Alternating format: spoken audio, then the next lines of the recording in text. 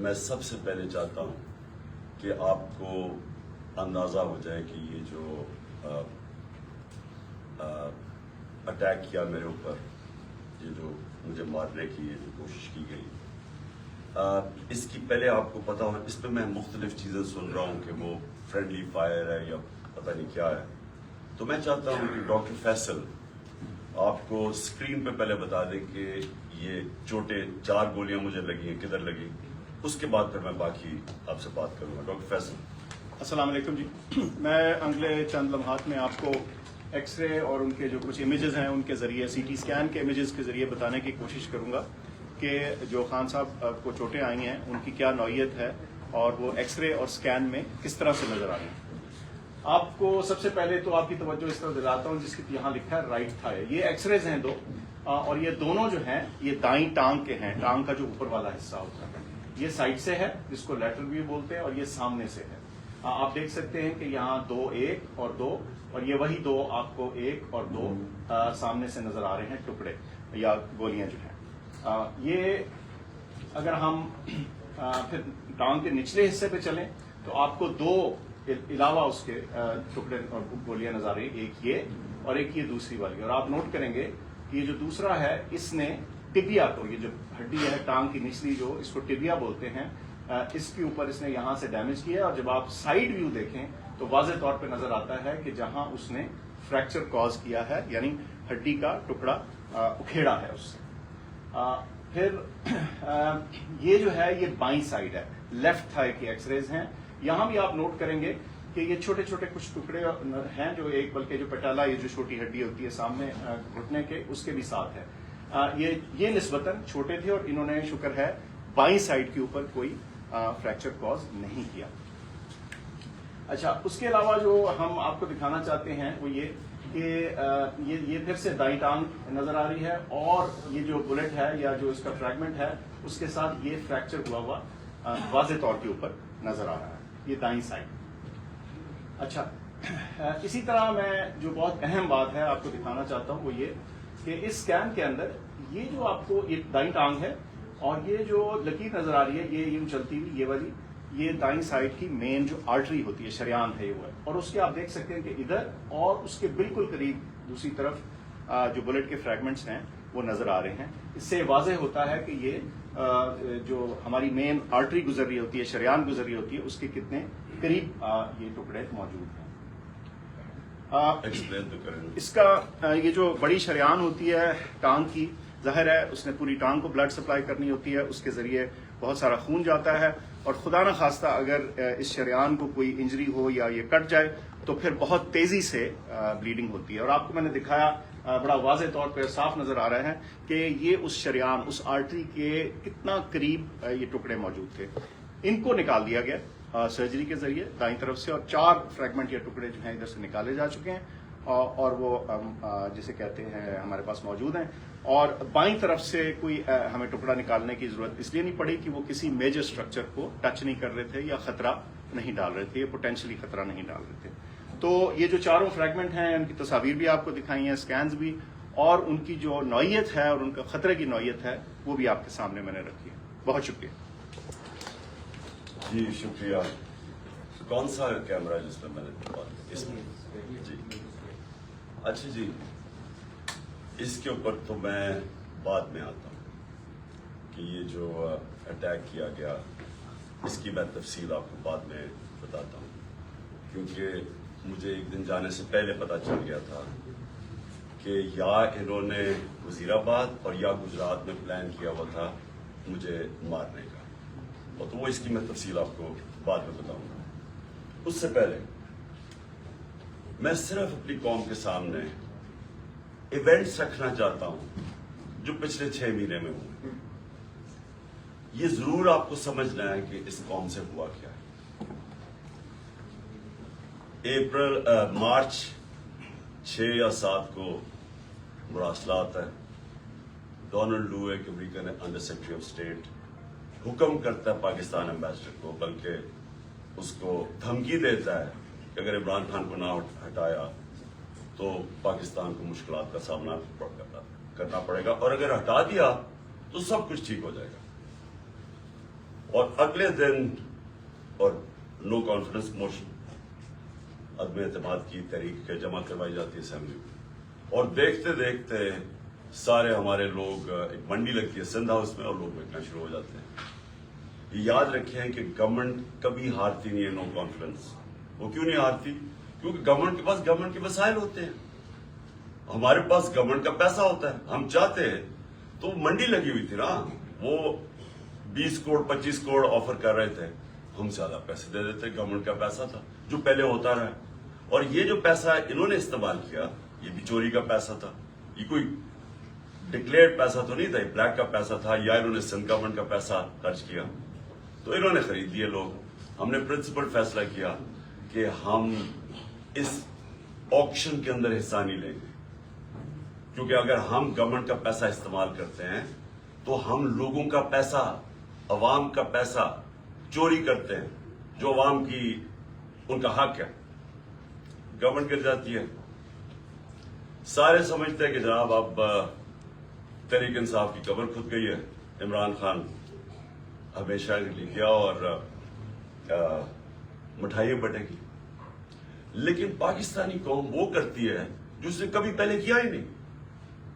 تو 10 تاریخ کو، اور میں آپ کو خود کہہ رہا ہوں 10 اپریل کو، میں خود ہی حیران کہ جو شام کو سینز دیکھے، جو لوگ سڑکوں کے اوپر آئے، جس طرح لوگ نکلے، میں بشرا بیگم کے ساتھ بیٹھا تھا تو ہم خود حیران رہ گئے کہ یہ ہوا کیا ہے۔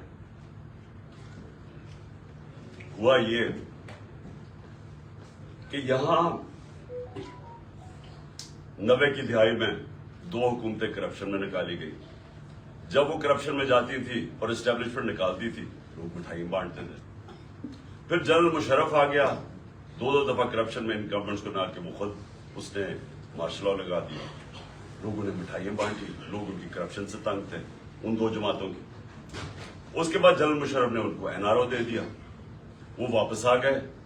فیصلہ جنرل مشرف نے کیا این آر او دینے کا، جب اس کے پاس رائٹ ہی نہیں تھا کہ عوام کا پیسہ چوری، کرپشن کا مطلب ہوتا ہے عوام کا پیسہ چوری ہوگا، تو عوام کا پیسہ چوری ہوگا، جنرل مشرف معاف کر دیتا ہے ان کو، وہ آ جاتے ہیں اور 10 سال 4 گنا پاکستان کا قرضہ پڑتا ہے۔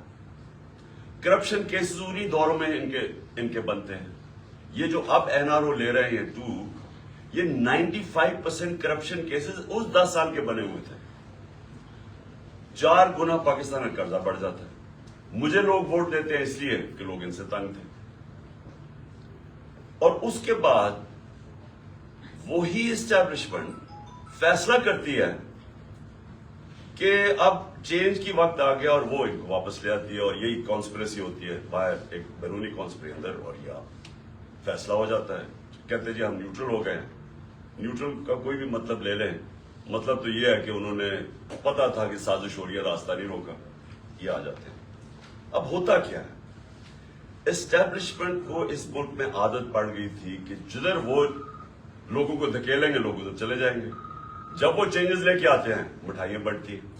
اسٹیبلشمنٹ کو یہ عادت تھی، ان کو ایک دھچکا پڑا کہ اس باری پاکستانی قوم نے فیصلہ کیا کہ نہیں، یہ جو 30 سال سے ملک کو چوری کر رہے ہیں، ہم ان کے ساتھ نہیں جانا چاہتے، اور اس لیے وہ پبلک سڑکوں پہ آ گئے۔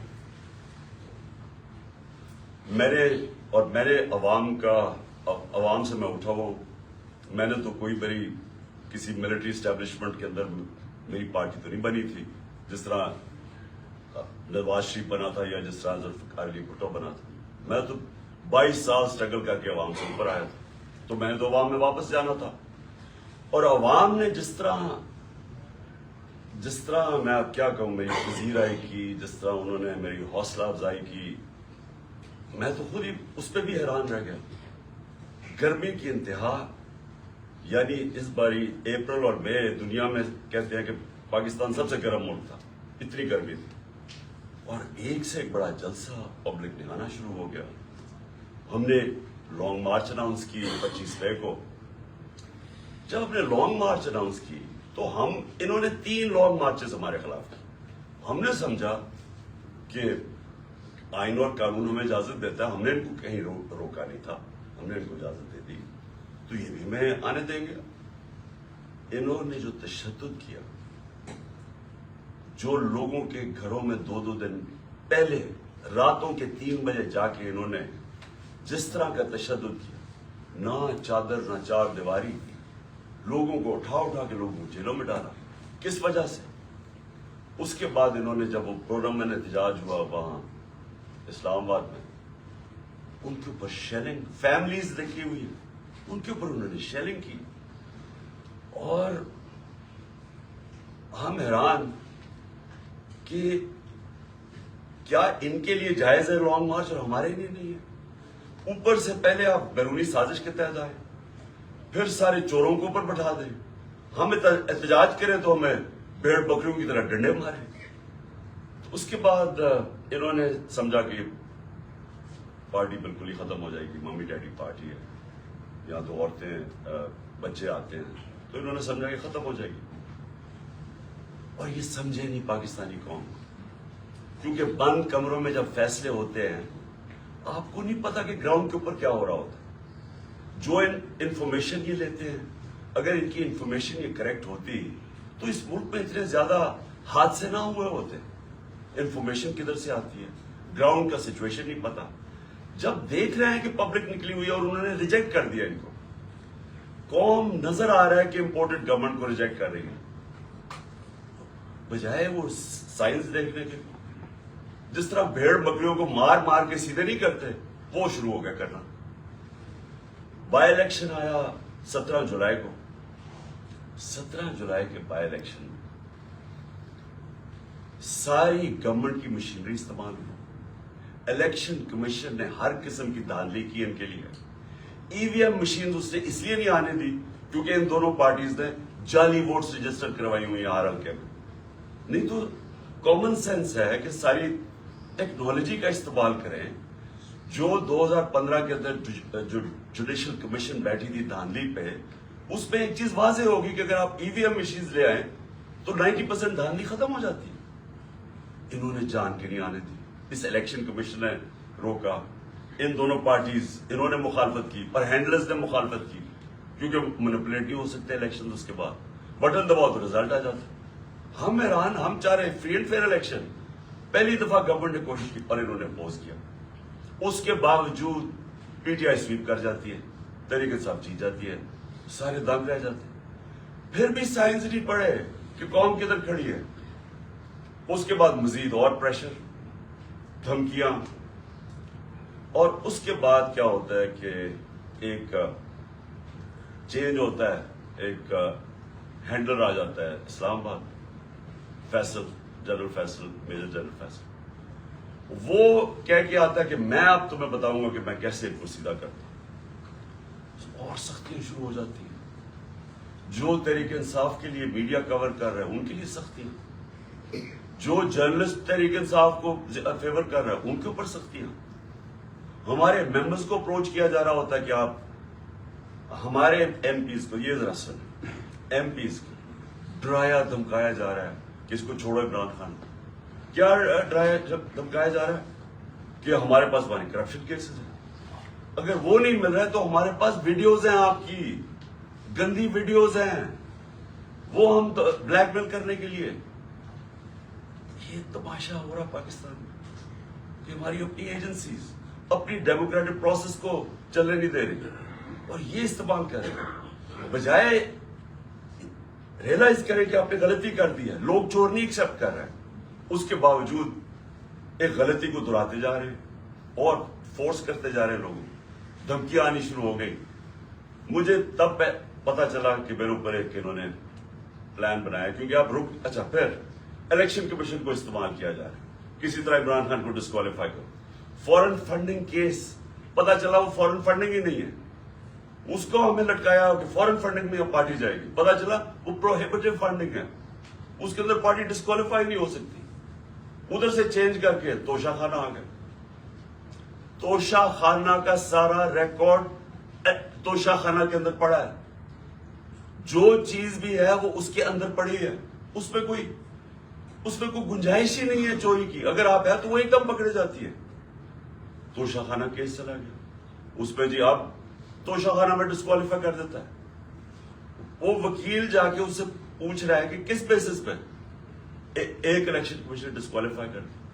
کیوں جی؟ وہ وہاں نواز شریف کا حکم آیا ہوا ہے کہ عمران خان ہمیں اکٹھا لیول پلینگ فیلڈ دو. وہ آدمی جو اربوں روپیہ اس ملک کا چوری کر کے باہر لے کے جاتا ہے، جو حدیبہ پیپر مل، یہ حدیبہ پیپر مل سمجھ لیں، اسحاق ڈار نے جج کے سامنے اپنی فری ول سے سٹیٹمنٹ دی ہوئی ہے، جس کو سیکشن 164 کہتے ہیں. 164 بیان جو ہے وہ جیل میں نہیں دیا جاتا، وہ آپ جج کے سامنے جا کے کنفیس کرتے ہیں کہ یہ میں نے کیا. تو یہ 25 اپریل 2000 میں اسحاق ڈار وہاں بیان دیتا ہے کہ میں شریف خاندان کے لیے پیسے چوری، ان کے چوری کا پیسہ منی لانڈر کرتا ہوں انگلینڈ. وہاں قاضی فیملی کے بینامی اکاؤنٹس کھولے جاتے ہیں، شریف فیملی کا وہاں سے، اور پھر ریمیٹنسز دکھا کے پاکستان آتا ہے اور شریف فیملی کے اندر چلا جاتا ہے. یعنی سیدھی سیدھی چوری. حدیبہ پیپر مل پہ NRO مل جاتا ہے، ڈسپائٹ کہ وہ اسحاق ڈار کہہ رہا ہے کہ میں کنفیس کر رہا ہے کہ میں منی لانڈر ہوں شریف خاندان کا، اور ان کو بتا رہا ہے کہ کرپٹ ہے. NRO مل جاتا ہے. وہ نواز شریف جو پھر ایونس فیلڈ اپارٹمنٹ اس کی پینما پیپرز کے اندر پکڑی جاتی ہے، تسلیم کر دیتا ہے ہماری. اب پیسہ کدھر سے آیا وہ بتا نہیں سکتے. کبھی قطری خط آ جاتا ہے، پھر ایک کوئی فیک ڈیڈ آ جاتی ہے، ٹرسٹ ڈیڈ، وہ کلیبری فونٹ والی. جھوٹ پہ جھوٹ بولے جا رہے ہیں. آج تک ایک ڈاکیومنٹ نہیں بتائی کہ لندن کے سب سے مہنگے علاقے میں 4 اپارٹمنٹس آپ کی جو آپ تسلیم کر رہے ہیں ہماری ہیں، اور کہہ رہے ہیں کہ جناب عمران خان کو اور مجھے ایک ہی طرح لیول پلینگ فیلڈ دو. عمران خان نے اپنے لندن کا فلیٹ 34-35 سال پہلے لیا، کرکٹ کھیلتا تھا انٹرنیشنل. عدالت نے جب مانگا سارا ریکارڈ دیا. ریکارڈ کا مطلب کہ ایک 40 سال کے کانٹریکٹس دکھائے گئے، کدھر سے پیسہ آیا، کیسے فلیٹ خریدا، بیچا کتنے کا، منی ٹریل پاکستان بینکوں کے تھرو پیسہ آیا. اور مجھے اس سے کمپیئر کر رہے ہیں جو اربوں روپے کی پراپرٹیز باہر رکھی ہوئی ہیں. بیٹوں کی پراپرٹی باہر ہے، وہ بیٹا لیتا وہ جو حسن شریف بتا ہی نہیں سکتا کہ 9-10 ارب کے گھر کدھر سے آیا. اور وہ کہہ رہا ہے کہ لیول پلینگ فیلڈ. تو لیول پلینگ فیلڈ کیا ہے کہ الیکشن کمیشن اب مجھے ڈسکوالیفائی کرے، اور وہ ڈسکوالیفائی کرے توشہ خانہ کیس. اب 8 دفعہ الیکشن کمیشن نے ہمارے PTI کے خلاف فیصلہ دیا. 8 دفعہ ہم عدالت میں گئے ہیں، اور 8 دفعہ عدالت نے اوور ٹرن کیا ہے الیکشن کمیشن کا فیصلہ. اب ہم پھر عدالت میں جائیں گے، اور میں آپ کو یقین دلاتا ہوں کہ اس کو اتنی شرمندگی ہوگی، اور اس میں شرم نہیں ہے اس الیکشن کمیشن میں، کیونکہ یہ نون لیگ کے گھر، نواز شریف کے گھر کا نوکر ہے، اور بھی ہینڈل ہوتا ہے پیچھے سے. یہ بالکل یہ اس کے اوپر میں پھر کیس کروں گا، ہرجانہ کروں گا اس کے اوپر کہ اس کے میرے پر غلط الزام لگایا. اور پھر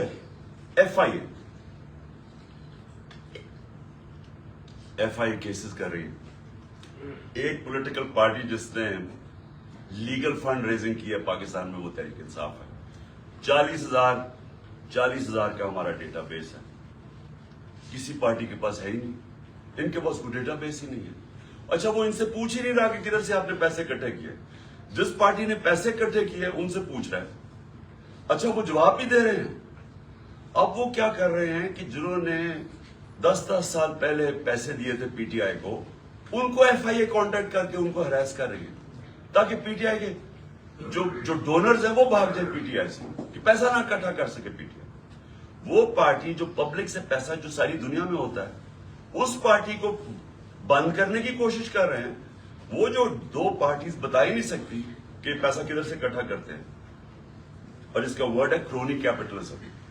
یہ پہلے بزنس مین کے ساتھ بزنس کرتے ہیں، اور پھر ان سے پھر ان کو پیسے، ان کو موقع دیتے ہیں پیسے بنانے کا، پھر ان کے ساتھ یا پروفٹ شیئرنگ کرتے ہیں، اور پھر ان سے ڈونیشن لے لیتے ہیں.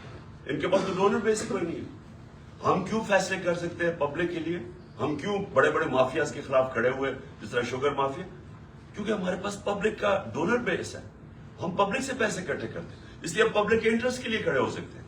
یہ ہے چھوٹی سی ایلیٹ انٹرسٹ پروٹیکٹ کرنے کے لیے مافیاز کے ساتھ ہے.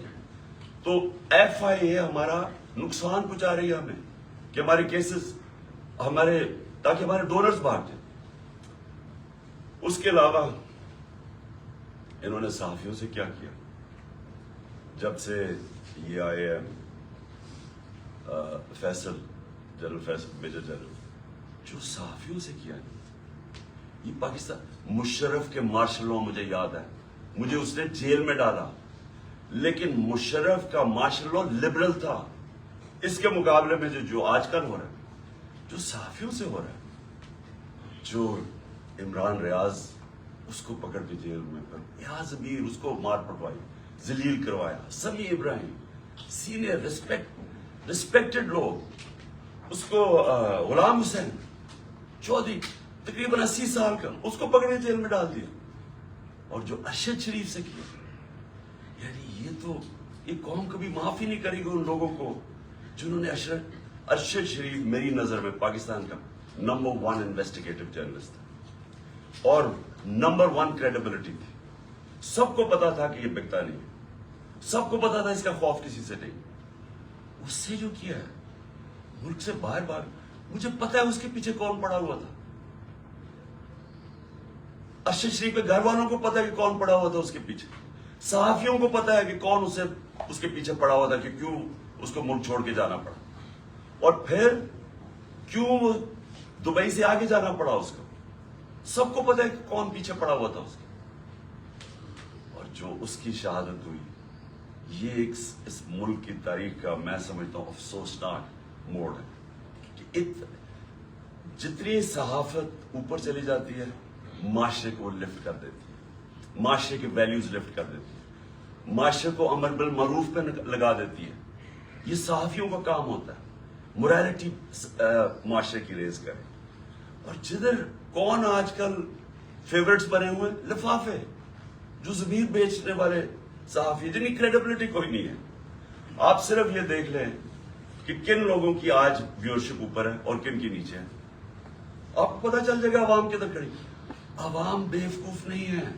یہ جو عوام آپ کو بار بار میسیجز بتا رہی ہے کہ وہ ایک ابراہیم لنکن کی سینگ ہے کہ you can't fool all the people all the time.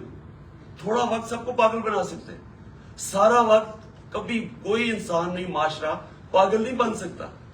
تو لوگوں کو پتہ ہے کیا ہو رہا ہے اور لوگ بتا رہے ہیں. پھر الیکشن ہوا، بائی الیکشن ہوا ہمارا 9 سیٹوں میں میں کھڑا ہوا صرف ایک پوائنٹ بتانے کے لیے کہ عوام کدھر کھڑی. 9 سیٹوں میں سے 8 جیتا. یہ ورلڈ ریکارڈ ہے، دنیا میں کبھی ایک پارلیمنٹرین 12 سیٹیں نہیں ایک اسمبلی میں جیتا. پھر عوام بتا رہی ہے وہ کدھر کھڑے، لیکن نہیں، عوام کی نہیں سننی.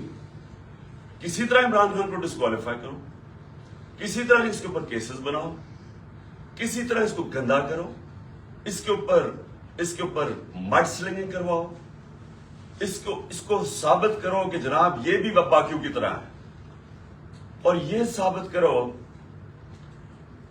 کہ جناب یہاں پالیٹیشنز یہ تو سارے ایک ہی طرح کے ہیں اور جو بھی فیصلہ ہوگا وہ پیچھے بیٹھ کے ہینڈلز کریں گے. لیکن جب انہوں نے دیکھا جلسے ریکارڈ، میں پتہ نہیں 60-70 کتنے جلسے کر بیٹھا ہوں، میں نے کبھی پاکستانی قوم کو ایسے نہیں نکلتے. الیکشن ریزلٹس آپ کے سامنے. انہوں نے فیصلہ کیا، اور فیصلہ پہلے کیا مجھے مروانے کا. 4 لوگوں نے بند کمرے میں فیصلہ کیا مجھے مروانے کا. میں ٹی وی پہ جا کے لوگوں کو بتایا کہ انہوں نے فیصلہ کیا. میں نے ویڈیو بنائی، 4 لوگوں کے نام میں نے دیے، میں نے ویڈیو باہر رکھی ہوئی کہ اگر مجھے کچھ ہوا یہ ویڈیو ریلیز کریں گے، تاکہ یہ 4 لوگ یہ نہ ہو کہ یہاں ہمیشہ کوئی مر جاتا ہے تو اس کا کوئی پوچھتا نہیں ہے بعد میں. تو میں کہا تاکہ قوم دنیا کو پتا ہو، میرے ملک کو پتا ہو کہ کس نے یہ کیا. اس کے بعد یہ فیصلہ یہ بند کمروں میں کہ اس کو اب کسی طرح عمران خان کو مارو.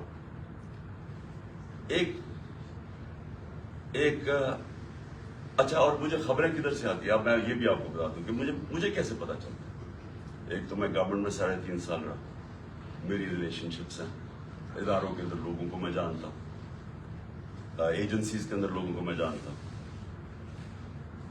ویسے جو اداروں کے اندر، سارے اداروں کے اندر جو باہری اکثریت ہے وہ سب متنفر ہے جو ہو رہا ہے پاکستان کے ساتھ.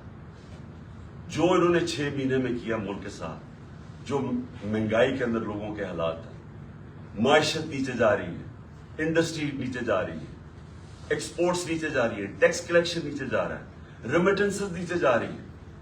جو کسان ہیں، جو ریکارڈ ہماری 17 سال میں گروتھ ریٹ تھی ایگریکلچر میں، زراعت میں 4.5%، وہ آج نیچے چلی گئی.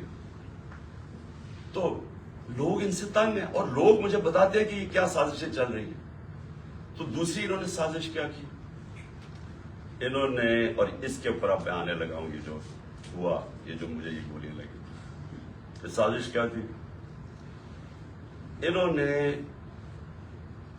فیصلہ کیا کہ ایک ایسا سلمان تاثیر ٹائپ قتل کرو عمران خان. اس کے اوپر پہلے اسے کہو کہ جناب یہ اس نے مذہب کی توہین کی ہے یا توہین رسالت کی ہے. اس کے اوپر کوئی انہوں نے ٹیپس ٹوپس بنائی، انہوں نے وہ ریلیز بھی کی، وہ لوگ چلائے اور وہ نون لیگ کے لوگ اس کو پروجیکٹ کرنا شروع ہو گئے. پتا تھا مجھے کہ کون اس کو پروجیکٹ کر رہا ہے. ہمیں یہ اتنا آسان ہے آج کل کے زمانے میں پتہ چلوانا، کیونکہ یہ تو ڈیجیٹل ورلڈ ہے. آپ پتہ چلوا سکتے ہیں کس اکاؤنٹ سے چیزیں پروجیکٹ کی جا رہی ہیں. تو یہ پہلے تو یہ پروجیکٹ کیا گیا کہ عمران خان نے دین کی توہین کی ہے. اس کے بعد پلان ان کا یہ تھا جو انہوں نے کیا اس دن یہ وزیر آباد میں، کہ کیا گے جی دینی انتہا پسند نے عمران خان کو قتل کر دیا جس طرح سلمان تاثیر کو کیا، کیونکہ اس سے کوئی مذہب کی توہین کرنا. یہ پلان بنا. میں نے یہ پلان جلسے کے اندر 24 سپٹمبر کو عوام کے سامنے رکھا، اور میں یہ چاہتا ہوں کہ یہ بالکل اسی اسکرپٹ کے اوپر ہوا جو کہ وزیر آباد میں ہوا. تو یہ پہلے ذرا میں چاہتا ہوں آپ سارے یہ ذرا ایک دفعہ دیکھیں کہ یہ ہوا کیا، یہ میں نے کیا کہا تھا 24 سپٹمبر. اور دوسری کوشش کر رہے ہیں، پہلے سے ان کا پلان بنا ہوا، میں آپ سب کو پہلے بھی بتا چکا ہوں. 4 لوگوں نے بند کمرے میں فیصلہ کیا مجھے مروانے کا، اور وہ لوگ ابھی بھی اس سازش پر لگے ہوئے ہیں. انہوں نے دونوں مریم جو جھوٹ بولنے کی PhD دونوں کے پاس ہے، ان کو اور جاوید لطیف کو انہوں نے ان سے پریس کانفرنس کروائی، اور پریس کانفرنس کروائی ایسی کہ عمران خان خدا نہ خواستہ اس نے مذہب کی توہین کی ہے. اور پھر ان کی کوشش ہے کہ اس کی وجہ سے اگر کوئی بھی میرے اوپر واردات ہو تو کہیں گے جی مذہبی جنونی نے کر دیا، کہیں گے کہ جی کوئی دینی انتہا پسند ہے اس کو مار دیا. یہ ان کا پلان ہے. لیکن میں آج آپ سب کو کہہ رہا ہوں، سارے پاکستان میں پھر رہا ہوں، مجھے اپنی جان سے زیادہ مجھے پاکستان کی آزادی کی فکر ہے. 24 سپٹمبر یہ جلسے میں نے کہا پلان کا مجھے پتا چل گیا تھا. اور یہ جو وزیر آباد ہوا، اب میں آپ کو وزیر آباد پہ آتا ہوں کہ یہ ہوا کیا. انہوں نے لانگ مارچ، ہم جلسے کرتے ہوئے ہم نے لانگ مارچ کا فیصلہ کیا. لانگ مارچ سے ڈر گئے. پبلک انہوں نے دیکھ لی تھی کہ ہمارے ساتھ ہیں، اور انہیں پتا تھا کہ میں نے اب جو غلطیاں کی تھی پچھلی باری، اور مجھے پتا چل گیا تھا ان کا پلان ہے، میں نے اب ایک اور پلان بنایا ہوا تھا. اور میں آج یہ ابھی اینڈ میں آپ کو بتاؤں گا کہ مارچ کا کرنا کیا ہے. لیکن مجھے پتا تھا کہ جو عوام نے نکلنا ہے اس باری، چاہے یہ جتنی مرضی پولیس بلا لیں، چاہے رینجرز بلا لیں، چاہے ٹیئر گیسنگ شیلز تیاری کر لیں، جب عوام کا سمندر نکلتا ہے، وہ کہتے ہیں no power can stop an idea اس ٹائم از کم. جب ایک نظریے کا وقت آ جاتا ہے اس کو کوئی نہیں روک سکتا. تو ان کو مجھے پتا تھا کہ اسلام آباد میں، اور انشاءاللہ یہ میں ثابت کروں گا، اتنی پبلک نے آنا ہے کہ اس ملک کی تاریخ میں کبھی پبلک اتنی نکلی نہیں.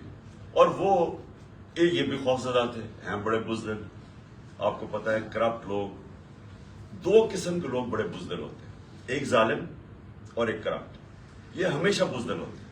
کرپٹ اس لیے کہ انہوں نے پیسہ بچانا ہوتا ہے, کیونکہ انہوں نے چوری کا پیسہ بنایا ہوتا ہے. سارا وقت ڈر ہوتا ہے کہ کہیں چوری کا پیسہ نہ چلا جائے, اور وہ پھر اس پیسے کو بچانے کے لیے ہر انتہا پہ جاتے ہیں. اور دوسرے جو ظالم لوگ ہوتے ہیں, ظالم ہمیشہ بزدل ہوتا ہے کیونکہ وہ ڈرپوک ہوتا ہے, وہ ظلم کرتا ہے لوگوں کو. اب 3 لوگوں نے یہ پلان بنایا, اور مجھے کیا, یہ وہ 3 لوگ نہیں ہیں جو 4 لوگوں کے میں نے نام پہلے بتائے تھے جنہوں نے پہلے فیصلہ کیا تھا, جن کے اوپر میں نے ٹیپ بنائی. یہ 3 اور ہیں. مجھے کیسے پتا چلا؟ مجھے پھر اندر سے لوگوں نے بتایا. ایک دن پہلے, وزیر آباد سے پہلے, انہوں نے جب دیکھا کراؤڈز بڑھتے جا رہے ہیں, اور ایسے کراؤڈز کے کبھی پاکستان میں نظر نہیں آئے جی ٹی روڈ کے اوپر, انہوں نے پلان بنایا مجھے مارنے کا. اور یہی اسکرپٹ, دینی انتہا پسند کچھ کرے گا, عمران خان تو بڑا دین کے خلاف ہے, اس سے تو اسلام دشمنی کوئی نہیں ہے. یہ تو یہ پلان بن گیا. اور 3 لوگوں نے بنایا. سب سے پہلے رانا ثناءاللہ. رانا ثناءاللہ نے کیوں بنایا؟ کیونکہ رانا ثناءاللہ ایک قاتل ہے.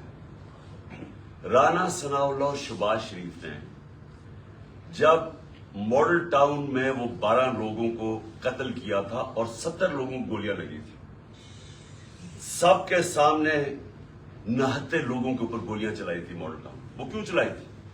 کیونکہ طاہر القادری نے 1 سال پہلے پیپلز پارٹی کی گورنمنٹ کے اندر لانگ مارچ کی تھی, اور یہ ڈرے ہوئے تھے آتے ساتھ ہی, کیونکہ اس نے کہا میں پھر کروں گا نون لیگ کی گورنمنٹ میں. یہ ڈرے ہوئے تھے. انہوں نے وہ جو ظلم کیا وہاں ماڈل ٹاؤن میں, یہ دونوں شہباز شریف اور رانا ثناءاللہ, اور یہ کیا کہنا چاہتے تھے؟ یہ پیغام دینا چاہتے تھے, خوف طاری کرنا چاہتے تھے کہ کہیں وہ اسلام آباد نہ آ جائے اور وہ پبلک نہ نکل آئے. تو انہوں نے وہاں لوگوں کو قتل کیا.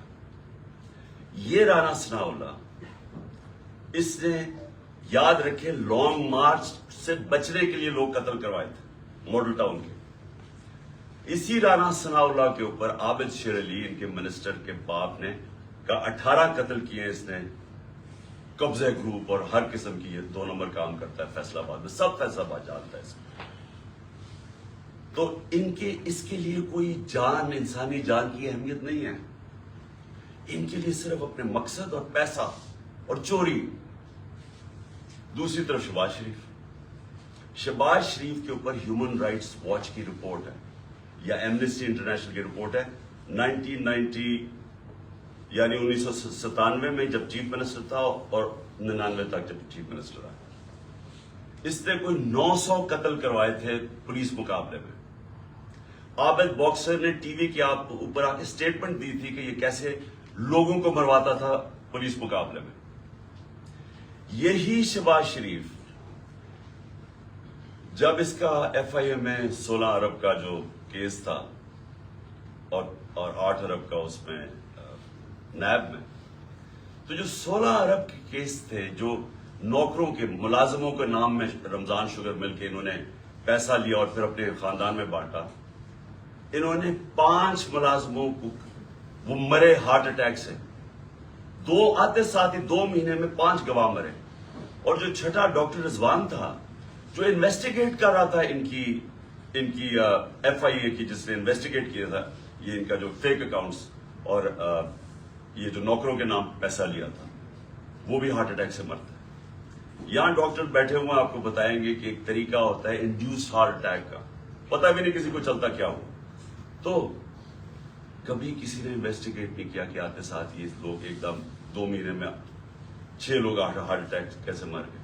کبھی کسی نے یہ نہیں انویسٹیگیٹ کیا کہ رانا ثناءاللہ کے اوپر جو کوئی ایک کسٹم آفیسر کیا, وہ کوئی اس کا انویسٹیگیٹ, اس کی کوئی انویسٹیگیشن تھی, اس نے کیسے ایک دم خودکشی کر لی. اس کے بعد یہ 2 انہوں نے اس پلان کے اندر یہ شامل ہوئے, اور ساتھ مل گیا ان کے جنرل میجر جنرل فیصل. کیوں فیصل اس لیے مل گیا, ایک تو ڈرٹی ہیری کہ اوپر وعدہ کر کے آیا تھا کہ فکر نہ کرو میں ان کو ٹھیک کرتا ہوں, آپ میرے پہ چھوڑ دیں, میں ان کو اس پارٹی کو ٹھکانے لگاتا ہوں. اور اس جو میں نے شروع میں بتایا کہ دھمکیاں یہ وہ جو اس نے ظلم کرنا ہے, سوشل میڈیا کے لوگوں کو, بچوں کو اٹھا لیں کہ تم نے یہ کیوں کیا, مار کے پھیٹا پوٹا لگا کے ان کو گھر لے آئے, گھر بھیج دیں. خوف پھیلایا ہوا کہ فکر نہ کرو, جس طرح ہم کوئی دشمن ہیں, ہم کوئی بیرونی لوگ ہیں جو کہ ملک کے غدار ہیں, اس طرح ٹریٹ کیا. تحریک انصاف جو مدد کرے یہ جناب فیصل صاحب ہم اس پہ کریں گے. اور اس نے کیا کیا, پہلے شہباز گل, اس کو اس نے اٹھایا, ٹارچر کیا, اس کو ننگا کیا, تصویریں کھینچی, تشدد کیا, اور اس کا جو ابھی تک وہ ریکور نہیں کیا جو اسے کیا. اس کے بعد ایک سلمان فاروقی جرنلسٹ, اس کو پکڑ کے وہی ننگا کرتے, جمیل فاروقی, اس سے وہ ہوا. پھر اعظم سواتی سے جو ہوا, اور اعظم سواتی کا ریئیکشن جو آیا, اور جو اعظم نے کھل کے اس کا نام لیا, اس سے پہلے تو کوئی نام ہی ڈرتے ہوئے جنرل فیصل کا نہیں لیتا تھا. اعظم سواتی اس جگہ پہ پہنچ گیا کہ اس نے کہا کہ اس سے بہتر ہے کہ میں مر جاؤں. تو انہوں نے مجھے ذلیل کیا, بچوں اپنی پوتی اور پوتوں کے سامنے مارا, 75 سال کے آدمی. پھر اس کو حوالے کیا انہوں نے یہ ایف آئی اے نے حوالے کیا اس کے جنرل فیصل کے لوگوں کو. اس نے پھر اس کے اوپر ننگا کر کے اس کو ذلیل کیا اور مارا. اعظم سواتی نے کھل کے سامنے آ گیا, عدالت میں جا کے چیف جسٹس کو کہہ رہا ہے, سینٹ میں, انٹرنیشنلی ساری دنیا کے اندر پاکستان بدنام ہوا, پاکستان کی فوج بدنام ہوئی. کیا آیا جی ایک سینیٹر کو تشدد کیا گیا اس لیے کہ اس نے فوج کی تنقید کر, جمہوریت کا مذاق اڑا ساری دنیا میں. اب وہ ایشو بیٹھ نہیں رہا اعظم سواتی کا, وہ آگے لے کے جا رہا ہے. اعظم سواتی کھڑا ہو گیا, عدالت میں جا رہا ہے, اور ساتھ ہمارا اب یہ مارچ نکل رہا ہے. تو فیصل ان کے ساتھ مل گیا, ان تین نے فیصلہ کیا مجھے قتل کرنے کا. اور پھر ہوا کیا, اب میں آپ کو ڈیٹیلز دیتا ہوں. اس دن ہوا کیا, اس دن میں جب کنٹینر پہ تھا تو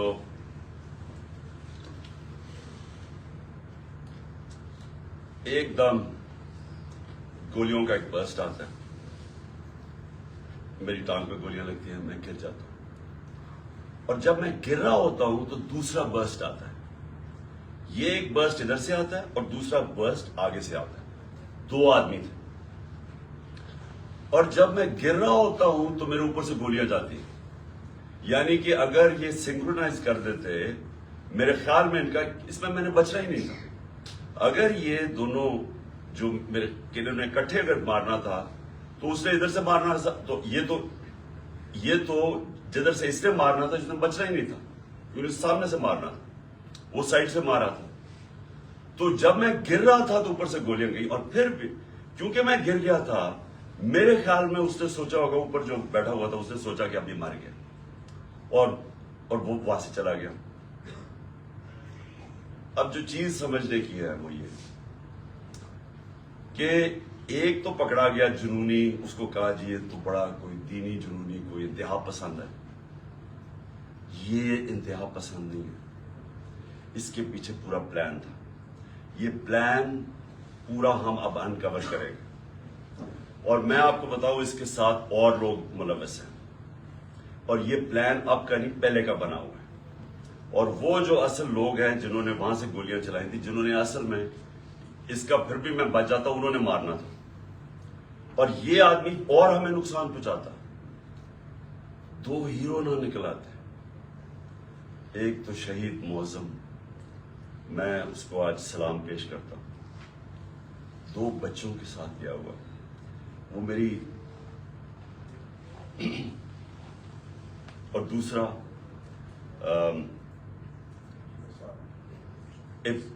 ابتسام, جس طرح اس نے پکڑا, اور جس طرح اس کی اگر دلیری نہ ہوتی تو اس نے تو اور اس نے بس مار دیتے تو اور تباہی کر سکتا تھا. 11 لوگوں کو گولیاں لگی اور ایک ہمارا موزم شہید ہوا. اب ہم نے FIR رجسٹر کرنے کی کوشش کی ہے. سب ڈرتے ہیں کیونکہ کئی ادارے یہ قانون سے اوپر ہے.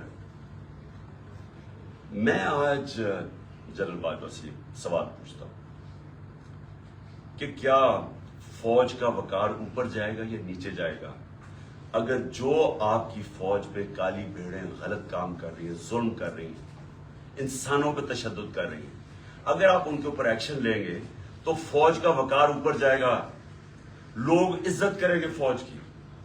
لیکن اگر یہ ہے کہ فوج میں ایسے لوگ بیٹھے ہیں جو ہمیں بھیڑ بکریوں کی طرح سمجھ رہے ہیں, مار داڑ کر کے, ڈرا دھمکا کے, اگر سمجھ رہے ہیں کہ اس طرح فوج کا وقار اوپر چلا جائے تو نفرتیں بڑھ رہی ہیں. آپ کے ایک میجر جنرل نے جو میرے خیال میں غداری میں پکڑا گیا, امریکہ کے لیے غداری کر رہا تھا, آپ نے اس کو سزا دی, فوج کا وقار اوپر گیا, غلط کام کر رہا تھا. تو کیا یہ اب میجر جنرل فیصل اس کی تفتیش ہونے دیں گے آپ؟ اور کیا اس ملک میں اب تفتیش ہو سکے گی جب جنرل فیصل کے اوپر الزام ہے, انٹیریئر منسٹر ثناء اللہ کے اوپر الزام ہے, اور تیسرا پرائم منسٹر شہباز شریف کے اوپر الزام ہے؟ کیسے تفتیش ہوگی؟ جب تک یہ 3 لوگ ریزائن نہیں کرتے تفتیش ہوگی کیسے؟ اور ادھر میں جنرل باجوہ آپ سے بھی فوج کے وقار کے لیے کہہ رہا ہوں کہ یہ پاکستانی فوج کو نقصان پہنچا رہے ہیں. اس طرح کی کالی بھیڑیں, یہ جو سمجھتے ہیں کہ ہم انسان ہی نہیں ہیں, بھیڑوں کو کبھی ادھر موڑ دو کبھی ادھر موڑ دو, آج وہ چور ہیں کل وہ NRO مل گئے تو اچھے ہو گئے ہیں, آج پھر آپ ان کو چور بنا دیں گے کل پھر بھیڑی. ہم انسان ہیں, انسانوں کو جانوروں کی طرح نہ ٹریٹ کریں. اور انسان کسی وقت آگے کھڑا ہو جاتا ہے, اور یہ قوم کھڑی ہو گئی ہے. یہ میں آج آپ کو بتا دوں, 2 راستے اب اس قوم کے سامنے, یا ایک پرامن انقلاب آئے گا اور یا خونی انقلاب آئے گا, تو اور تیسرا راستہ نہیں ہے. کیونکہ میں نے 6 مہینے میں اس قوم کو جاگتے دیکھا ہے, قوم کھڑی ہو گئی ہے. یہ جو شعور کا جن ہے یہ بوتل سے نکلا ہے, یہ اندر نہیں جانے لگا. اب فیصلہ صرف یہ کر لیں کہ ہم پرامن طریقے سے اس ملک کے اندر چینج لے کے آئیں گے, جو کہ بیلٹ باکس کے ذریعے آئے گا صاف اور شفاف الیکشن کے لیے, یا وہ جو ایران میں ہوا تھا ہوگا, تباہی ہوگی, جو سری لنکا میں لوگ سڑکوں پہ آ جائیں گے, کیوس ہوگا. یہ جماعت جس کو ان 3 لوگوں نے مجھے قتل کرنے کی کوشش کی اور اللہ نے بچایا, جس طرح ابھی ڈاکٹر فیصل نے کہا کہ یہ جو گولی میری یہ ادھر اوپر کی ٹانگ پہ لگی, وہ ایک گولی میری جو وہ اصل آرٹری ہے اس کے نیچے سے نکل گئی اور ایک اس کے پاس آ کے رک گئی. اگر وہ رپچر ہو جاتی تو 20 منٹ میں انسان مرتا ہے, 20 منٹ میں سارا خون نکل جاتا ہے. اگر تو سیدھا ہاسپٹل نہ ہو 20 منٹ میں مر گیا آدمی. تو اللہ نے اگر مجھے یہ بچایا ہے, جو مجھے آج زندہ رکھا ہے, یہ صرف اللہ کا کرم ہے. انہوں نے تو پوری کوشش, کوئی کسر نہیں چھوڑی تھی. انہوں نے تو ایک ادھر سے اور ادھر سے سامنے والے نے مارنا تھا. اور پھر سوال میں پوچھتا ہوں, سب سے بڑی پاکستان کی پولیٹیکل پارٹی, اس کے سربراہ جو واحد فیڈرل پارٹی رہ گئی پاکستان میں, یہ 2 فیملی پارٹیز سکڑ کے چھوٹی چھوٹی پارٹیز رہ گئی ہیں. میں چیلنج کر کے جاؤں گا سندھ میں, اور انشاءاللہ یہ زرداری مافیا کو سندھ میں ہرا کے دکھاؤں گا آپ کو. سندھ کے لوگ اس سے تنگ ہیں, ان کو سب سے زیادہ غلام ادھر بنایا ہوا, ان کو وہ سب سے زیادہ آزادی طلب کر رہے ہیں. اور یہ شریف خاندان, میں چیلنج کرتا ہوں, یہ کدھر کسی سیٹ پہ میرے سے مقابلہ کرے. نواز شریف آئے, کہتے نا اسے آئے, اتنی کوششیں کر رہی ہیں, NRO سب کو دے دیا ہے, سارے چوروں کو منی لانڈر ساروں کی عید ہو گئی ہے. وہ کہتی ہے مریم لیول پلینگ فیلڈ. چیلنج کرتا ہوں کسی سیٹ پر پنجاب میں میرے سے مقابلہ کر رہے ہیں. क्योंकि पब्लिक चेंज हो गई है। यहां एक जागी हुई कौम है, इनको भेड़ों की तरह ना ट्रीट करें। और चीफ जस्टिस साहब, मैं आपसे मुखातिब हूं, देखें, ये मुल्क तरक्की नहीं कर सकता जब तक रूल ऑफ लॉ नहीं होगा। मैं सारी दुनिया फिरा हूं, 70 साल मेरी उम्र है, मैंने मगरबी दुनिया अंदर से देखी हुई है। मैं जब 18 साल का इंग्लैंड गया तो मैंने पहली दफा रूल ऑफ लॉ देखा। मुझे तो पता ही नहीं था, क्योंकि हम तो मिलिट्री डिक्टेटरशिप में बड़े हुए थे यहाँ 60s में। तो पहली दफा मैंने एक फ्लाई रियासत देखी, वो क्या होती है, और रूल ऑफ लॉ देखा कि कानून सबके लिए एक बराबर, कोई ताकतवर वहां कानून के ऊपर नहीं था, कोई वहां कब्जा ग्रुप नहीं थे, उनकी अदालतें उनको उन कमजोर की हिफाजत करती है। वहां अगर आपके पास पैसे नहीं है, लीगल एड देती हैं कि एक आम आदमी जाके अदालत में केस लड़ सके। वहां किसी की जरूरत नहीं है, किसी ताकतवर की जरूरत नहीं है किसी पर जुल्म करें। इसलिए वो कामयाब माशरे है, इसलिए वहां खुशहाली है। मेरे सामने मेरी जिंदगी में देखते देखते सिंगापुर, जो एक पाकिस्तान का मुकाबला ही नहीं कोई कर सकता था, पाकिस्तान सबसे तेजी से तरक्की कर रहा था 60s में। हम तो मिसाल थे दुनिया की। और कहां सिंगापुर हमारे साथ, हमारे से नीचे शुरू हुआ। आज हमारा जो पर कैपिटा इनकम है वो पता नहीं $2000 होगा, सिंगापुर का $60,000 है, क्योंकि उनके स्टेट्समैन ली कुआन यू ने सबसे पहले जोर लगाया कानून की बालादस्ती कायम करने के लिए। और उसने, जब कानून की बालादस्ती होती है तो करप्शन खत्म होती है। करप्शन तब होती है जिस मुल्क के अंदर कानून की हुक्मरानी नहीं होती, जब कोई कानून से ऊपर नहीं होता, जब किसी को एनआरओ नहीं मिलता, जब लोगों को पता होता है कि आप जुर्म करेंगे, आप जितने भी ताकतवर आपको सजा मिलेगी। सिर्फ तब एक माशरे के अंदर इंसाफ होता है और वो माशरे में फिर खुशहाली आती है। हमारे नबी सल्लल्लाहु अलैहि वसल्लम ने मदीना के अंदर गुर्बत थी, लेकिन उन्होंने पहले इंसाफ कायम किया, अदल और इंसाफ। फलाई रियासत बनाई और अदल इंसाफ कायम किया। रहम दिल रियासत बनाई और अदल इंसाफ कायम किया। उसके बाद खुशहाली आई, पहले खुशहाली नहीं आई। हम क्यों नहीं आगे बढ़ रहे? मैं अभी आपके सामने मिसाल दे रहा हूं कि मुल्क की सबसे बड़ी पार्टी का जो सरबराह है उसको इंसाफ नहीं मिल रहा। उसको ऐसे जो मेरे से चीफ जस्टिस साहब, जो 6 महीने में मेरे से किया गया है, मैं आपको यकीन दिलाता हूं कि कोई मुल्क अपने दुश्मन से ना करे। मैं वो पाकिस्तानी हूं, इस मुल्क के सारे हाईएस्ट सिविल अवार्ड जीते मैंने। सब जानते हैं क्रिकेट की दुनिया में मैंने पाकिस्तान की इज्जत बढ़ाई, कम नहीं की। ये शौकत खाना में मैं बैठा हूं, ये इंटरनेशनल रिनाउंड हॉस्पिटल है, 75% कैंसर के मरीजों का मुफ्त इलाज करता है, सबसे बड़ा खैराती इदारा है। दूसरा पेशावर में खुला, तीसरा कराची में खोल रहा है जो इससे भी बड़ा होगा। 2 यूनिवर्सिटीज बनाई हैं, अल कादर यूनिवर्सिटी जो कि 100% फ्री डिग्रीज दे रही है लीडरशिप के अंदर, सीरत नबी के अंदर, और दूसरी तरफ नमल यूनिवर्सिटी जिधर 90% स्टूडेंट्स को मुफ्त तालीम मिल रही है और 85% जैसी डिग्री लेते हैं उनको नौकरियां मिल जाती हैं। 2 यूनिवर्सिटीज, 2 हॉस्पिटल, तीसरा हॉस्पिटल। ये दुनिया में कोई जानते हैं किसी पॉलिटिशियन ने एक भी बनाया हो? कोई इस मुल्क की तारीख में किसी ने कुछ किया हो? और फिर एक पार्टी बनाई जो कि सबसे बड़ी आज पार्टी है पाकिस्तान, 12 सीटें जीता। अगर मेरे से ये हो रहा है, मेरे घर के ऊपर मेरे नौकरों को पैसे दिए गए मेरे खिलाफ जासूसी करने के लिए, डिवाइस रखने के लिए, घर के नौकरों को मेरी फोन कॉल्स, जो मेरी प्राइम मिनिस्टर की फोन कॉल्स थी, उनकी रिकॉर्डेड करके रिलीज की गई रिकॉर्डिंग्स, ऑफिशियल सीक्रेट्स एक्ट की वायलेशन है। लोगों को, जो हमारे डोनर्स थे, उनको डराया धमकाया गया। हर हरबा जो इस्तेमाल हो सकता है कि एक दुश्मन के खिलाफ, वो मेरे खिलाफ, यानी ये जो یہ میسج پہنچواتا ہے یہ جو الیکشن کمیشن ہے جی میں نہیں کر رہا, پیچھے سے مجھے حکم ہے. ایف آئی اے والے جو پھر ہم نہیں کر رہے جی میں پیچھے سے حکم ہے.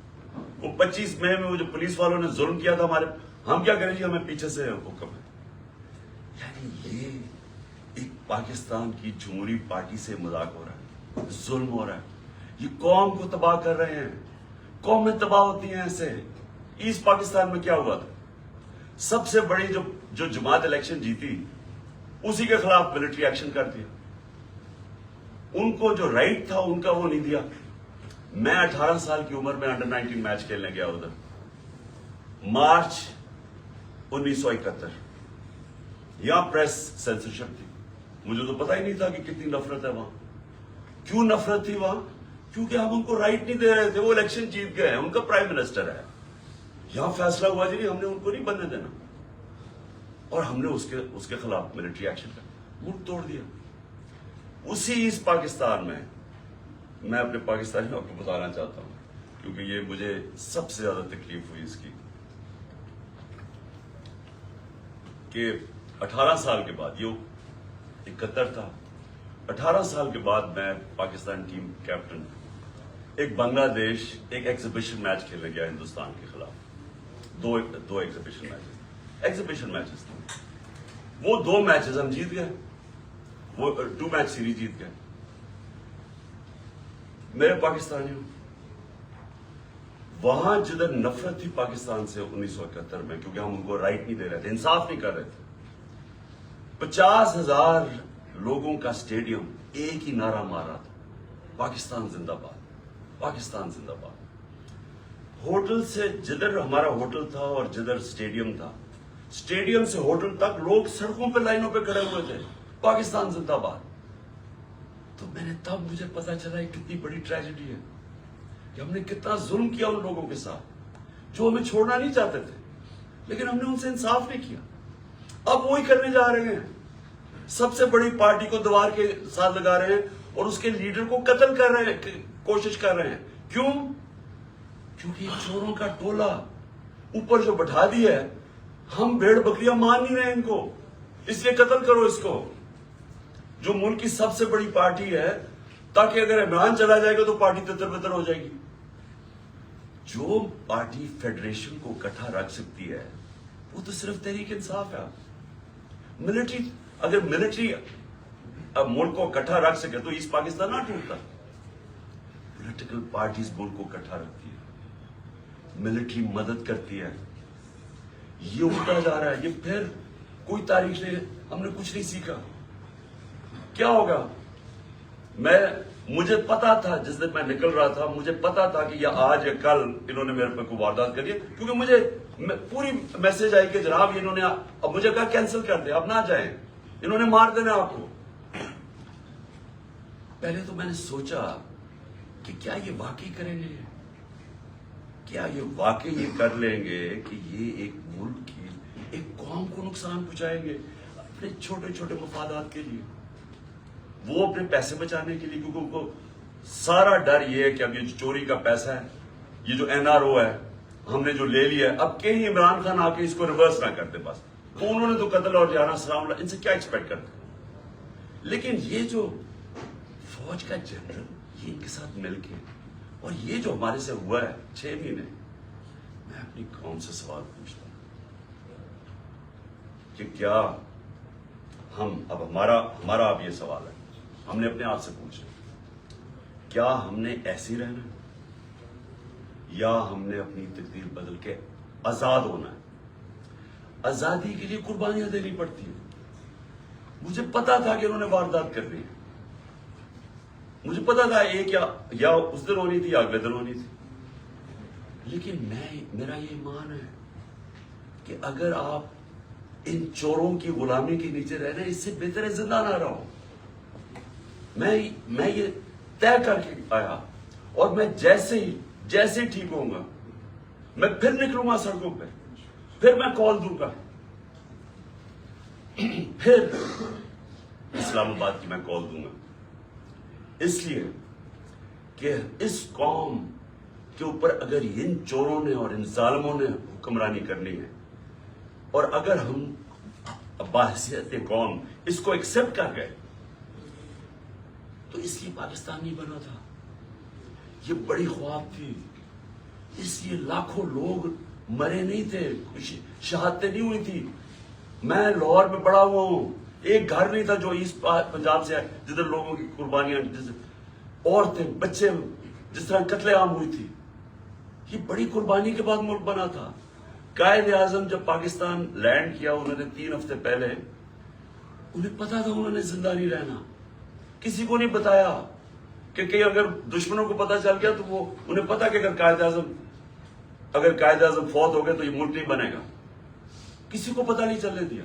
और 3 हफ्ते पहले लैंड करते हैं कराची, तो एडमिरल जो उनका असिस्टेंट था उसे कहते हैं, मैं नहीं समझता था कि मेरी जिंदगी में पाकिस्तान बनेगा। इसलिए नहीं बना पाकिस्तान कि चोरों की हम गुलामी करें, ये जालिमों की जो लोगों पे तशद्दुद करते हैं। आपको पता है आजम स्वाति को जब उसके ऊपर तशद्दुद कर रहे थे, उसे क्या कह रहे थे कि ये इमरान खान को बताओ कि उसको हम इस तरह नंगा करके मारेंगे। ये हमारे लोग हैं, ये इस मुल्क की सिक्योरिटी के लिए हैं, और ये उसको कह रहे हैं उसको कि इमरान खान को पैगाम दो कि उसको इस तरह हम नंगा करके मारेंगे। पिंडी का वो मिस्टर वाई जो मुल्तान का है, मिस्टर वाई बैठा हुआ, वो हमारे एमपीज को बुला के कह रहे हैं कि देखो ये पीटीआई की कोई फ्यूचर नहीं है, और इमरान खान को तो हमने वो करना है जो आजम स्वाति से किया। यानी ये हमारे लोग हैं। जनरल बाजवा जागे, ये मुल्क तबाही की तरफ जा रहा है। ये अगर आपने इनके ऊपर काली भेड़ों पे एक्शन ना लिया, ये नफरतें बढ़ती जाएंगी, ये कौम टूटने की तरफ जाएगी। इमरान खान को जब अल्लाह ने लेके जाना है, मैं तो तैयार हूं उसके लिए। मुल्क का सोचें, अपनी जात से निकल जाए बाहर कि जी छोटे छोटे मफादात के लिए, अपनी जात के लिए, ये चोरों ने तो अपने पैसे के लिए, हम अपने मुल्क को कुर्बान कर रहे हैं।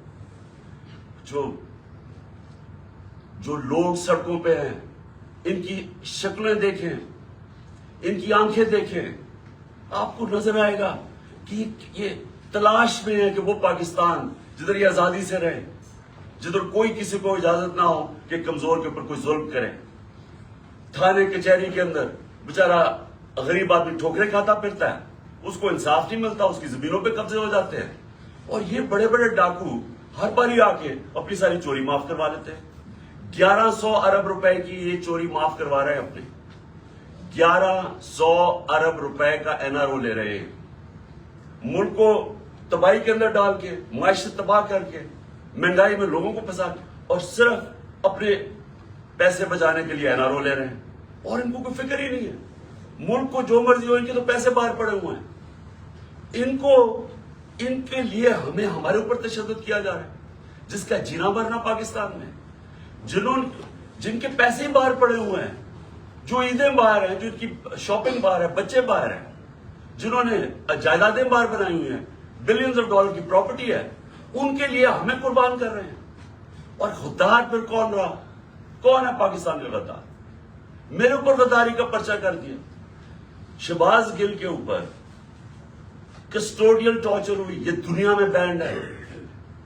उसके ऊपर मैंने आवाज उठाई और मैंने कहा कि जिसने रिमांड में भेजा उस आदमी को जिसके ऊपर कस्टोडियल टॉर्चर हो, उसके ऊपर कानूनी कार्रवाई करेंगे। मेरे पे दहशतगर्दी का पर्चा लगा दिया। तो ये पाकिस्तान किधर जा रहा है?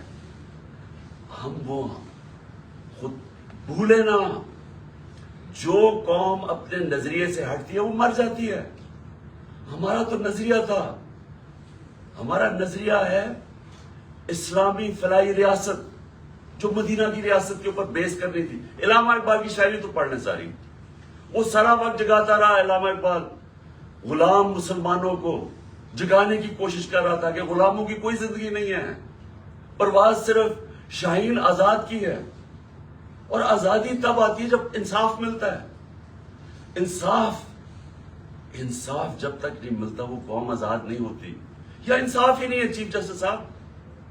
यहां मैं आपको गारंटी करता हूं कि جب تک یہ ریزائن نہیں ہوں گے تفتیش ہی نہیں ہو سکتی. تینوں تو وہ ملوث ہیں جن کے نیچے تفتیش ہے. تو چیف جسٹس صاحب اس ملک کو بچائے. آپ کی بڑی ذمہ داری ہے. اللہ جتنا بڑا ہمیں مقام دیتا ہے اتنی بڑی ہمیں ذمہ داری ڈالتا ہے. آخرت میں ہماری ججمنٹ ہوگی کہ ہم جو اللہ نے ہمیں نعمتیں بخشی ہیں ان کو ہم نے کیسے استعمال کیا ہے, اپنی ذمہ داری انسانیت کے لیے پوری کی یا نہیں کی. اللہ آپ سے پوچھے گا کہ یہ جو اعظم سواتی جو اسے ہوا ہے کہ کوئی سو موٹو ایکشن نہیں لینا تھا. کیا یہ جو شہباز گل سے ہوا ہے کوئی آپ کی ذمہ داری نہیں ہے, کوئی رول آف لا نہیں ہے اس ملک میں, وہ تو آپ نے امپلیمنٹ کرنا ہے. اگر طاقتور کے لیے ایک قانون ہے, کمزور کے لیے دوسرا ہے, ملک کی تو فیوچر ہی کوئی نہیں ہے. کیونکہ میرے نبی صلی اللہ علیہ وسلم نے 1500 سال پہلے تقریباً انہوں نے کہہ دیا تھا کہ وہ قومیں جو کمزوروں کو, چوروں کو جیلوں میں ڈالتی ہیں اور طاقتور ڈاکوؤں کو پکڑتی نہیں ہیں وہ تباہ ہو جاتی ہے. آج ساری جو ڈیولپنگ ورلڈ ہے وہ کیوں غریب ہے؟ کیونکہ وہاں طاقتور قانون کے اوپر ہے. اور اگر سنگاپور اوپر گیا تھا تو ان کے اسٹیٹس نے طاقتور کو قانون کے نیچے لے, اس کی سٹوری پڑھ لیں کہ کیسے اس نے سنگاپور کو اٹھایا. پہلے انصاف لے کے آیا, انصاف سے کرپشن ختم ہوئی اور اس کے بعد خوشحالی آ گئی. شیر شاہ سوری سب سے بڑا مانا جاتا ہے کہ یہ جو بادشاہ تھے ہندوستان کے سب سے بڑا. کیا کیا شیر شاہ سوری, کدھر سے شروع ہوا؟ جو اس کو جاگیر ملی بہار میں, اس نے کیا کیا؟ اس نے رول آف لا قائم کر دیا. اس نے سارے بڑے بڑے ڈاکوؤں کو ختم کر دیا. اس نے وہاں انصاف کر دیا. سارے تاجر ارد گرد کی جاگیروں سے چھوڑ کے تو شیر شاہ سوری کی جاگیر میں آ گئے. وہاں خوشحالی آ گئی کیونکہ وہاں انصاف تھا. ادھر سے وہ کھڑا ہوا اور ادھر سے اس نے جب ہندوستان کی سنبھالی جب حکومت, تو ادھر اس نے انصاف قائم کیا. اس لیے آج اس نے لوگوں کے جب انصاف آیا خوشحالی آ گئی. یہاں ہم رینگتے رہیں گے امریکنوں کے, کبھی ادھر ہاتھ جوڑ رہے ہیں کہ جی ہم ادھر سے پیسہ مل جائے, کبھی وہ چینیوں کے پاس جا رہے ہیں پیسہ مل جائے, اور کبھی ہم مانگنا تو نہیں چاہتے لیکن ہم مجبور ہیں, ہم بڑے مجبور ہیں. تو 30 سال تو آپ دونوں فیملیز حکومت کرتی رہی ہیں, تو کس نے مجبور کیا اتنا؟ کون اس ملک کو؟ جب سے یہ دو خاندان آئے ہیں ہندوستان بھی آگے نکل گیا, بنگلہ دیش ہمارے سے آگے نکل گیا. جب بنگلہ دیش بنا تھا تو لوگوں نے یہاں کہا جی بوجھ ہے ہمارے اوپر بنگلہ دیش میں, غربت بہت زیادہ ہے. وہ آگے نکل گیا ہمارے سے. جب سے یہ دو خاندان آئے ہیں تو وہ کہتا جی ہم مجبور ہیں, ہم تو مانگنے نہیں آئے لیکن ہم مجبور ہیں. آخر میں اپنے سارے پاکستانیوں کو جو پیغام دینا وہ یہ کہ دیکھیں, آپ نے سب نے, میں نے فیصلہ کیا پھر سے کہ جیسے میں یہاں سے ٹھیک ہوں گا میں سیدھا سڑک پہ, اور میں نے اسلام آباد کی کال دے دی. آپ سب سے میں صرف یہ کہتا ہوں کہ اپنے بچوں, اپنے مستقبل کے لیے آپ نے کبھی کمپرومائز نہیں کرنا اپنی آزادی کے لیے. غلام قوم دنیا میں اس کی عزت نہیں ہوتی. ہر ایک پاس پہ پوچھے ہمارے پاکستانیوں سے کیا ہوتا ہے, دنیا عزت نہیں کرتی اور وہ قوم اوپر ہی نہیں جا سکتی. اگر ہم نے یہ غلامی کر کے اوپر جانا تھا تو ہم کب 40 سال سے تو میں جانتا ہوں غلامی کر رہے ہیں. وہ کوئی امریکن آتا ہے اس کے پیر میں گر جاتے, کوئی گورا رنگ دیکھتے ہیں اس کے جوتے پالش کرنے شروع کر دیتے. وہ جب سازش ہو رہی تھی تو مجھے یاد ہے کہ امریکن وہ عورت کوئی امریکن ایمبسی سے مریم نواز کو ملنے گئی, وہ گھر سے باہر گئی اس کو ریسیو کرنے. اسے ایسے ملے جیسے کوئی برطانیہ کی پتہ نہیں کوئی ملکہ آ گئی. اس کے سامنے صرف لیٹ ہی نہیں گئی کہ میرے اوپر سے چل کے جا کے اس کے جوتے نہ گندے ہو جائیں. اپنے آپ کو ہم ذلیل کرتے ہیں ساری جگہ دنیا کے اندر کیونکہ ہم بیکاریوں کی طرح کرتے ہیں, قومی غیرت کھو بیٹھے. اور کیوں نہیں ہم آگے بڑھ سکتے؟ کیونکہ انصاف نہیں ہے. انصاف نہیں ہے, خوشحالی نہیں ہے, انصاف نہیں ہے, آزادی نہیں ہے. تو میرے پاکستانیوں, آپ نے سب نے جب تک یہ 3 لوگ ریزائن نہیں کرتے آپ نے پروٹیسٹ کرنا ہے. آپ نے سڑکوں پہ پروٹیسٹ کرنا آپ کو آپ کا آئین رائٹ دیتا ہے. ظلم اور ناانصافی کے خلاف کھڑا ہونا آپ کا دین آپ کو حکم کرتا ہے جہاد کرنا ہے۔